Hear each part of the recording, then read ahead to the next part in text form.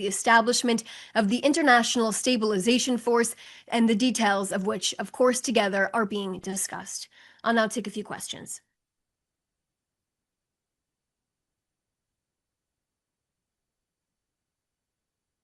Okay, first question from Steve Shear from Reuters. How much pressure is Israel under to allow the safe passage of the 200 Hamas fighters in Gaza? Under what scenario will Israel allow them to go free? Specifically, of course, thanks for your question on this, Steve.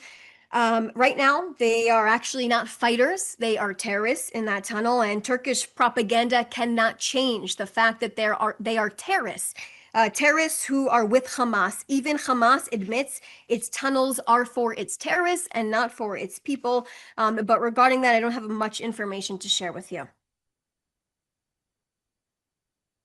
I would also just like to, of course, talk about any decision that is made. It's made in partnership, in full collaboration with President Trump and his team. Of course, these meetings are ongoing. We are working together with the Trump administration under this plan every step of the way. Or Shaked from Israel Hayom. President Trump is expected to meet with Syrian President later today at the White House. Is a security agreement between Israel and Syria expected to be signed in this context? I don't have knowledge of that, nothing to share with you on that right now. But of course, when it comes to Syria, our eyes are wide open about the past of this Syrian president. But like I said, not much to share with you on that.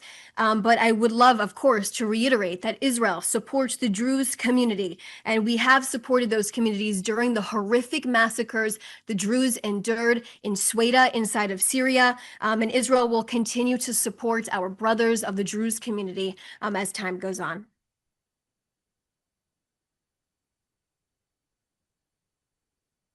Joel Pollack from California Post. After a month of ceasefire, how would you describe the mood in Israel? Thanks so much for that question, Joel. It's really important for us to reiterate that Prime Minister Netanyahu has changed the face of the Middle East. We are at a turning point here in Israel when it comes to this region. We are in a much, much stronger position. We have nearly cut the axis of Iran and all of its terror proxies. We have diminished the nuclear program significantly in Iran, of course, with the help from President Trump.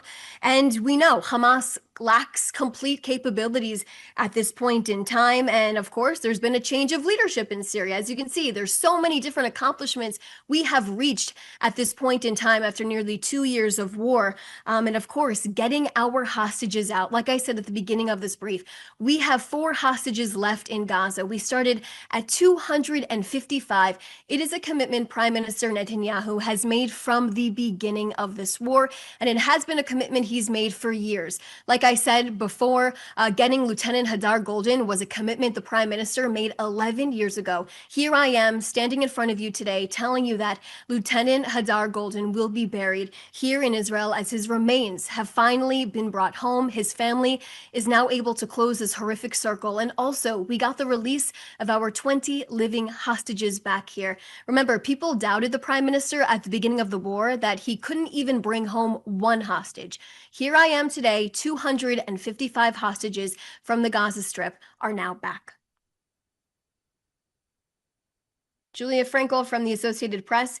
Is and has Israel engaged in any ceasefire-related talks about the 200 trapped Hamas fighters in Gaza?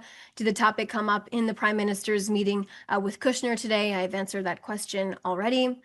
Hi from TV2 in Norway. I hope you have a comment on the following. The Norwegian Prime Minister is facing criticism for participating in the Kristallnacht commemoration organized by the Anti-Racist Center rather than one hosted by the Jewish community itself. I'm reading your comments on the background. Let's get something very clear. Norway was the first country to reward Hamas with a Palestinian state. The Prime Minister has consistently said that rewarding anyone with a Palestinian state is a reward for terrorism. I'd also like to point you to the statement the Foreign Ministry put out specifically about this. I'll read part of it. The Norwegian Prime Minister is setting new records of moral depravity, anti-Israel hostility, and end anti-Semitism. He chose to participate in a ceremony that turned a horrific episode of the murder and persecution of Jews, the anniversary of Kristallnacht, the night of broken glass, into a weapon against the Jewish state, Israelis, and Jews. Point you back to that statement for more information. Question 2, according to Rabbi Michael Cohen, the Jewish community in Norway states that many of its members are afraid to attend the Anti-Racist Center event. I don't have specific knowledge on that, but like I said, point you back to our foreign ministry's statement regarding this, where you will be able to find more details. Specifically, of course, like I have continued to say over the last few briefings, details are continuously being worked out about phase 2, as we are still in phase 1, where we are pushing for the release. We are demanding for the release of our 4 hostages to be returned. It is mandatory under this plan to bring home all of our hostages, and we are expecting Hamas to do that as soon as possible. But of course, when it comes to the future of this plan under phase 2, the Prime Minister said it today that there will be no Turkish boots on the ground. He's insisted on that, and he's made that very, very clear. Those are all the questions that I see right now. Of course, you can reach out to the Prime Minister's office with any question you have. We'll make sure to try to answer it. Thanks so much for joining us today.